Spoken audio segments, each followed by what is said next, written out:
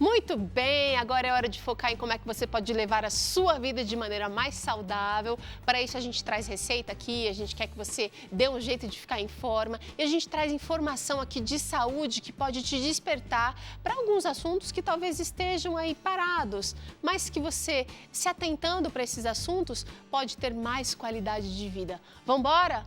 Tá na hora, junto aqui com Vida e Saúde. E olha só, hoje eu trouxe um provérbio judaico para você pensar comigo. Esse provérbio diz o seguinte: mais importante do que vigiar os outros é controlar os próprios passos. E quando a gente está realmente olhando, se preocupando com os outros, a gente esquece de se olhar no espelho, de olhar para a gente mesmo e perceber que nós também estamos sujeitos a falhas, a dificuldades. Então é hora da gente focar na gente, focar nos nossos passos e deixar que cada um cuide da sua vida. O programa está começando, a gente vai falar de um assunto bastante importante para pais e mães, para cuidadores. Você que é professor, professora, também precisa ficar atento, porque as crianças muitas vezes sofrem com problemas de saúde, mas ainda não conseguem se comunicar perfeitamente e podem sofrer prejuízos a curto, médio e até longo prazo. Doutora Débora, ambliopia é um tema que nunca foi tratado aqui no Vida e Saúde, mas super necessário, viu? Com certeza, a gente realmente precisa estar falando sobre esse assunto, porque os pais e todos os responsáveis precisam estar atentos e levar o filho, ou essa criança para avaliar e não ter sequelas, para o resto da vida. Doutora, ambliopia significa o quê? A ambliopia é a diminuição da visão daquele olho, tá? Geralmente é unilateral, mas em alguns casos pode até acabar atingindo os dois olhos. E essa visão é alterada mesmo a gente não encontrando nenhum aspecto, nenhuma alteração no olho. Pode inclusive estar relacionado com o olho perfeitamente, anatomicamente, todo perfeito, mas a gente tem essa baixa visual. Vamos tentar dar uma olhada no esquema que a gente tem aqui agora, porque para a gente tentar entender o que a doutora está explicando aqui para a gente. Exatamente. Se a gente tampa um olho, a gente tem uma visão. Se a gente abre o olho, parece que a visão fica diferente. É a mesma coisa, mas parece que ela fica ampliada. Exatamente, aquilo que a gente já comentou em outros programas também. Cada olho recebe uma imagem e essa imagem é levada para o cérebro interpretar. Então, aqui a gente tem a representação, por exemplo, dos olhos enxergando um automóvel, certo? A imagem vai ser enviada para o cérebro para ser interpretada. O que acontece? Aqui na visão normal, cada olho transmite uma boa imagem para o cérebro. Aí a gente vai ter no próximo slide para a gente representar, por exemplo, o paciente que tem a imagem um pouco borrada. A gente vai ver por que essa imagem pode estar borrada. Então, com esse olho, ele vai ter uma boa representação da imagem e com o outro olho ele tem uma imagem borrada, um borramento da imagem. Isso faz com que o cérebro ignore essa imagem borrada. E a gente parte para a ambliopia, que seria no próximo slide, o cérebro acaba ignorando essa imagem e esse olho acaba não desenvolvendo a visão. É isso que eu tô pensando aqui, porque com o músculo é assim, né? Se você que já teve que ficar com o braço engessado, depois de, 40 dias, 50 dias com gesso, a tendência é que o braço fique fininho, né? Vai atrofiando. Então, quando o olho não é utilizado, ele também vai perdendo a sua função, a sua capacidade de enxergar? Exatamente. Todo esse processo de informação que vai para o cérebro interpretar acaba sendo prejudicado. Mas não é que ela seja cega. Ela tem a capacidade de enxergar, mas não está perfeita, é isso? Exatamente. Essa capacidade de enxergar vai estar prejudicada, mas muitas vezes tem uma visão e até muitas vezes uma visão boa, mas não é uma visão igual à do outro olho. Me fala uma coisa, como é que se descobre a ambliopia, sendo que ela é uma doença mais frequente em crianças, é isso? Exatamente. A ambliopia a gente precisa avaliar nas crianças porque é a fase do desenvolvimento da visão. Como é uma alteração que acontece no desenvolvimento visual, a gente precisa estar avaliando e corrigindo a tempo de que a criança consiga desenvolver a visão. Geralmente entre 6 e 7 anos de idade é a finalização desse processo visual. Então, antes disso e quanto antes perceber alguma alteração, melhora o tratamento e melhora a recuperação da visão. Gente, será que a partir de quando a gente pode se preocupar com o caso de ambliopia? Só quando o bebezinho mesmo, 1 aninho, tem aquele olho mais estrábico? Como é que a gente pode ter, de repente, sinais que podem nos indicar esse problema, doutora? Muitas vezes a criança acaba tendo uma dificuldade do aprendizado, o bebezinho acaba tendo o olhar apenas de um olho, o outro olho acaba começando a desviar. Algumas causas da ambliopia, por exemplo, quando tem uma pálpebra um pouco mais baixa, que a gente chama de ptose, acaba tampando a região central por onde a luz tem que passar, ou uma opacidade, por exemplo, daquela lente do cristalino, forma uma catarata congênita. Isso também atrapalha essa imagem chegar ao cérebro e o desenvolvimento da visão. Tá.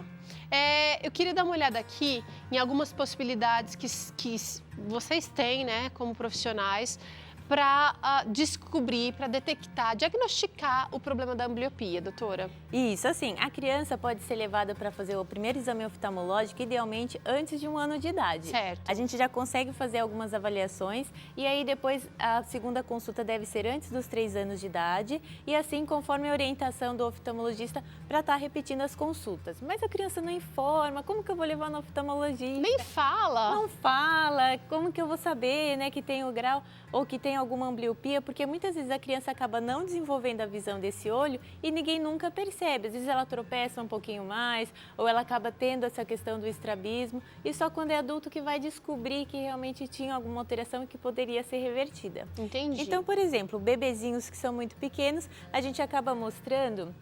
Quer vir aqui desse lado que eu acho que aqui tem mais Fica espaço. melhor? Então, no bebê, o que a gente faz? A gente tem cartões ou raquetes que a gente vai mostrando contrastes e eles vão procurando onde tem mais atenção. Então, a gente mostra para eles e eles vão fixar para essa direção. E a gente vai variando os lados e vai diminuindo os contrastes. Na verdade, o tamanho das linhas. Então, com isso, a gente consegue perceber qual é a espessura menorzinha que aquela criança enxerga com o olho. Mostra de novo essa depois daqui, com o doutora, outro. porque olha aqui, se você estiver vendo de longe agora, você não vai nem perceber a diferença de uma raquete para outra. Agora, a gente aproximando essa imagem, a gente consegue ver que tem uma diferença de uma raquete para outra. A gente consegue aproximar um pouco mais. Olha aí, aqui tem listras e aqui não tem nada. Aqui é uma imagem sólida, né? Então, quanto mais fininhas as listras que a criança consegue perceber, é porque ele consegue ter uma visão melhor, tá? Esse seria um recurso. Isso seria um recurso. Quando a criança muito bebezinha, que ainda não fixa, a gente fala esse olhar preferencial, mas ele já observa a luz, objetos, ele começa a seguir. Então, até 1 ano de idade, ele consegue fixar e seguir aquele objeto que a gente está mostrando. Certo. Lá com os 3 meses de idade, ele já observa outros objetos mais próximos e aí ele começa a ter mais interesse. Por exemplo, é quando eles começam a brincar com a mão, que eles começam a perceber que tem a mão e começam a brincar com a mão. Às vezes fica horas olhando, né? Eu adoro. Eles gostam muito também de rosto, então eles acompanham o olhar da mãe, a mãe se esconde, eles vão e procuram. Tudo isso são demonstrações de que ele está tendo um bom desenvolvimento da visão. Certo. Mas é importante a gente estar comparando um olho e o outro para saber se a visão está sendo corretamente, tendo seu desenvolvimento dos dois olhos. Por igual, né? Exatamente. Por igual. Outra coisa que pode atrapalhar o desenvolvimento da visão é alterações de grau que pode fazer com que a imagem fique borrada. Então, no bebê, como que a gente vai examinar o grau? Ou até aquelas crianças que não informam. A gente pode colocar as tabelas com figuras, às vezes antes deles falarem mesmo, mas eles conseguem apontar a figura da tabela e a figura que a gente tem ali parecida, mostrar aquela mãozinha para um lado, para o outro, para cima. Mas para ver o grau, antes deles informarem, a gente acaba fazendo com que a gente chama geralmente a atenção com algum objeto. Uma estrelinha piscando Uma estrelinha, aqui, olha. por exemplo. E a gente acaba tendo nessas réguas, a gente acaba tendo graus diferentes, assim como naquele aparelho grande que os adultos colocam o rosto, a gente tem a graduação diferente e pelo reflexo que a gente observa da retina da criança, pelas diferentes lentes, a gente consegue descobrir o grau. Então, a gente consegue perceber se tem uma diferença de grau que pode estar prejudicando o desenvolvimento de um dos olhos. Entendi. Vamos tentar definir, porque como a criança às vezes não está com a fala bem formada, tá ligado, doutora? Não sei se você quer desligar Não aqui. tem problema. Como é que a gente consegue, de repente, ter pistas? E aí, para isso, a gente preparou aqui, depois a gente volta aqui nesse display, algumas pistas de que algo não vai bem com a visão da criança, que ainda não está com a linguagem totalmente desenvolvida. Aleatoriamente aqui, olha, eu vou pegar esse daqui. Quando a criança não consegue fixar o olhar em um objeto, que problema isso pode significar? Então, você pegou uma estrelinha ali, ela não consegue. Isso vai significar para a gente que realmente ela está com algum problema no desenvolvimento da visão. Ou ela está tendo alguma ambliopia, a diferença de grau, como a gente comentou, uma catarata congênita ainda inicial que a gente não consegue perceber, mas que ali no exame oftalmológico a gente consegue diagnosticar alterações no fundo do olho, como da retina. Tudo isso faz com que ele tenha desinteresse, até mesmo alterações neurológicas. Pacientes que têm alterações neurológicas podem não ter interesse nos objetos. Entendi. Vamos para a segunda questão aqui. Coceira intensa nos olhinhos, e a doutora já falou aqui que coçar o olho faz muito mal para a retina, por exemplo, né? Isso, para a córnea. Para a córnea, perdão. Isso, na verdade, aquela parte anterior do olho, que é a córnea, quando a gente esfrega, a gente acaba realmente causando deformidades. Então, tem bebê, tem criança que fica, que coce, o olho fica vermelho. Muito comum as crianças, antes de dormir, quando estão com sono, acabarem coçando os olhos. Realmente é algo que a gente não consegue estar evitando muitas vezes, mas é muito comum a gente perceber, às vezes, alterações como alergias e algo que a gente possa realmente tratar precocemente para que essa criança não crie nenhuma alteração nesse olho. Não necessariamente significa um problema oftalmológico. Pode ser que não necessariamente é um problema oftalmológico, mas pode ser um sinal de que algo está errado. Ou que ele está esfregando porque não está com a visão muito boa daquele olho, ou que tem alguma alergia, alguma blefarite, alguma alteração que a gente precisa estar avaliando. Tá, vamos olhar aqui agora qual outra. Lacrimejar em excesso, aquela criança que está sempre lacrimejando, ou até aquele adolescente, né? Aquela criança até um pouco maior, lacrimejar, não é normal. Isso, na verdade, o lacrimejamento em excesso pode estar relacionado com a qualidade da lágrima. Nos bebezinhos pode estar relacionado com obstruções da via lacrimal, então da drenagem da lágrima. Isso geralmente se resolve dentro até 1 ano sozinho, mas pode também ser sinal de que aquele olho está fazendo algum esforço a mais. Então, realmente é um sinal que a gente tem que estar atento. Tá, legal. Olha aqui, gente, dificuldade para ler. Aquela criança que já está na idade escolar, que já consegue se comunicar, mas não consegue ler. Lê com dificuldade às vezes. Isso, realmente. A criança que tem essa dificuldade no aprendizado são as crianças que a gente precisa realmente estar levando no oftalmologista, porque tem pais que falam, nossa, mas eu estava com meu filho e ele observou, por exemplo, o avião passando longe, e a gente faz o exame e descobre que existe algum grau forte até dos olhos e que ele pode estar desenvolvendo ambliopia, inclusive dos 2 olhos, e não chegar a 100% da visão, porque não está corrigindo esse defeito que ele tem de grau. Então, realmente, essa dificuldade para ler mostra para a gente que ele tem alguma dificuldade da visão que precisa ser corrigida, mesmo quando o pai não percebe. Interessante, então. Gente, eu acho que, vou fazer aqui uma pausa antes da última dúvida aqui. Eu acho que é interessantíssimo levar a criança para o oftalmologista em algumas fases da vida. A doutora mencionou aqui num outro programa, eu queria que a senhora repetisse quais são as fases imprescindíveis para uma visita ao oftalmo, doutora. Então, a primeira consulta antes de 1 ano de idade, deve ser repetida a consulta até os 3 anos de idade, e aí na fase escolar, na fase de adolescência, porque todo o olho vai estar se desenvolvendo, vai estar crescendo, assim como a criança. Bom, dificuldade para enxergar. Então, às vezes você pergunta para uma criança ou menciona um objeto, ela não consegue chegar até ele, ou ela tem uma noção de perto e longe que não corresponde à realidade. Isso pode representar que problema? Pode representar que ele também não está desenvolvendo essa visão. Então, muito comum os pais falarem assim, mas meu filho gruda na tela da televisão, ele sempre vai para frente. Isso quer dizer que ele talvez esteja com a dificuldade. A criança em si gosta de se aproximar da televisão porque fica as imagens mais amplas, né? Mas realmente pode ser uma dificuldade de enxergar relacionada a algum defeito na refração, alguma alteração naquele olho. Eu tenho mais uma dúvida aqui, doutora, que talvez represente aí o nosso telespectador. Aquela criança que cai com muita frequência, que tromba nos móveis da casa, que que realmente sofre acidentes físicos ali com muita frequência, pode também significar um problema dos olhos, das vistas? Com certeza. Muitas vezes eles são investigados com outros especialistas para ver se tem algumas alterações, por que cai tanto. E geralmente está relacionado às vezes com a dificuldade aí da visão. Então, um paciente chegou no meu consultório mesmo, uma criança que mal deixava examinar.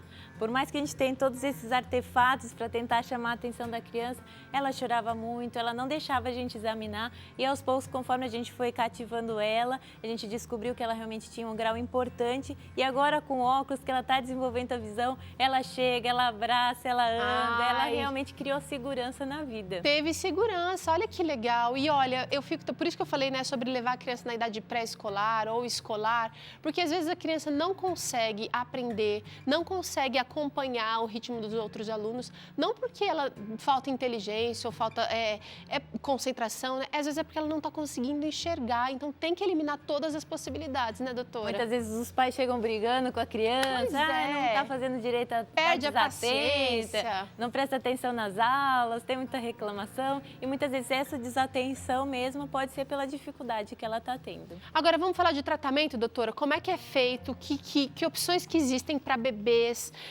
para ambliopia? Vamos voltar na ambliopia de novo, porque é o assunto principal aqui do Vida e Saúde, né? O que a gente tem disponível? Para ambliopia, como a gente falou, a gente tem que avaliar um olho e o outro. Então, por exemplo, a gente vai examinar a criança observando a lente apenas com um olho, depois a gente coloca outra para tentar pegar essa informação que é mais confiável do que esses outros testes que a gente faz. Deixa eu mostrar aqui em mim, porque ali a imagem estava com um fundo branco e ficou confusa. Aqui ela tem uma lente, aqui ela não tem uma lente, aqui ela tem uma lente bem desfocada. Que não deixa o paciente enxergar. Um olho vai estar enxergando, o outro vai estar com uma visão bem turva. Isso, porque assim a gente consegue que a criança informe numa brincadeira. Vamos colocar esse óculos e informa lá os desenhos lá na frente, porque se a gente simplesmente põe um tampãozinho ou se a gente fica escondendo, a criança fica rebelde, não deixa a gente examinar. Então, a gente percebendo que tem alguma diferença na visão de um olho para o outro, a gente precisa fazer a correção, se for por causa de uma catarata congênita, a cirurgia de catarata, o quanto antes da catarata congênita, alterações da retina, se for algum trauma, ptose, a gente precisa corrigir isso para que todo o eixo visual, toda a passagem da luz chegue na retina e se mesmo assim a gente vê que não está desenvolvendo a visão, pode ser a questão do grau, que a gente precisa colocar óculos, então tem gente que fala, mas óculos no bebezinho, como a gente consegue? Existem óculos que são extremamente flexíveis, tá? Que são de silicone, que são realmente específicos para crianças. Levíssimos, eu peguei, levei até um susto, é muito levinho, gente. Eles são pequenininhos, esse é de um bebezinho. Olha que fofo. Colocou aqui no boneco, mas é de um bebezinho. E o tampão. O tampão é a principal forma da gente tratar a ambliopia ainda. Existem alguns estudos com relação a medicamento que agem no sistema nervoso central. Existem agora outros estudos mostrando um estímulo binocular. Então, a gente, por mais que o tampão, a gente tampa o olho bom para estimular o olho que tenha mais dificuldade de enxergar, os estudos hoje tentam fazer com que eles colocam jogos para a criança e como se fosse aqueles óculos de 3 dimensões, acaba tendo uma imagem pior do que a outra, mas ao contrário do que a criança tem. Então, se o olho bom está com a imagem pior, ele vai estar estimulando o olho que está fraco. Olha que interessante. Assim, semelhante ao tampão. Uma abordagem muito interessante também. Mas ainda o tratamento oficial é o tampão. Doutora, a última aqui agora. Em quanto tempo já se consegue ver melhor e o tratamento pode ser realmente finalizado, doutora? Em média. Isso, geralmente até os 7 anos de idade, tá? É ideal que a criança tenha o tratamento antes dos 7 anos de idade e que esse tratamento seja seguido. É difícil muitas vezes para as mães, a criança fica querendo tirar. Quando o bebezinho eles ainda deixam. Começa a crescer, começa a querer tirar e aí cada vez mais para frente fica difícil fazer o tratamento, mas é importante. Conforme eles vão entendendo, a gente mostra a dificuldade, eles vão aceitando novamente o tampão para a gente poder estimular a visão e eles terem o resto da vida, a gente brinca, né? Depois você vai ficar sem tampão, mas vamos tentar usar o tampão. A gente evita até às vezes na escola, com relação a bullying, coisa assim, mas muitas vezes a gente precisa de uma intensidade de horas maiores com o tampão para poder estimular melhor. E olha, gente, tudo de maneira lúdica, com desenho, com bichinho, com... Olha, tem um aqui de ursinho. Então, o que tem que ser feito, bora fazer. É aquela velha história, né? um dia eles vão agradecer, a mãe e o pai, não? E a doutora, não vão, doutora? E tem uns que desenham, tem uns que põem nos bichinhos Pois em casa, gente. tá valendo tudo. O importante é a gente conseguir desenvolver a visão. Tá certo. Doutora Débora, muito obrigada mais uma vez, viu? Obrigada a vocês. A gente vai para um rápido intervalo e se prepara aí, porque na volta você vai fazer atividade física. Quero ver você suando a camisa aqui com o professor Rubens. E você vai fazer atividade em tempo real. Então, o tempo que a gente estiver fazendo aqui é o que vale para você também. Treino curto, de alta intensidade, com resultados maravilhosos para a sua saúde. E ó, ainda no programa tem esse bolo de cenoura saudável. Então, não perde não. Logo depois aqui da atividade física, a gente vai fazer essa delícia para você. A gente vai ali rapidinho e já volta.